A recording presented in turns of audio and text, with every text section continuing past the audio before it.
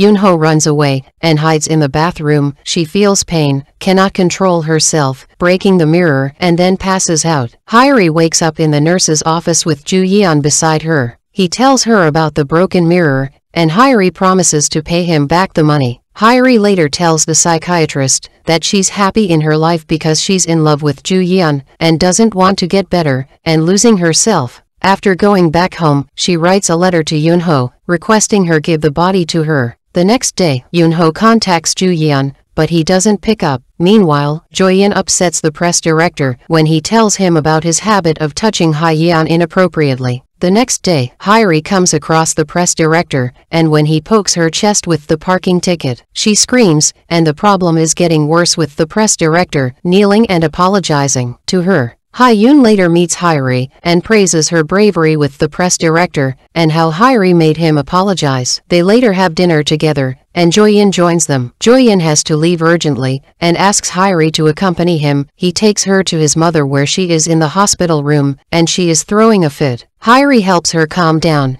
and also emphasizes that being alive is a good thing. The next day, even though Yoonho has refused to tag along for a weekend meeting trip, she ends up going anyway, and she discovers that the location is the same place where Hyeri went missing. She leaves the party early and hikes to the open field where Hyeri was last seen. She has overcome with grief and recalls how Hyeri did not want to go on the trip in the first place and that if it weren't for Yoonho, she would never have gone missing. The next day, during a broadcast covering the story about two sisters, Yoonho has a panic attack and breaks down. Hyuna helps her to get her back to her senses. After they have finished the broadcast, he takes her away, holding her hand. They enter an elevator and the two end up sharing a kiss.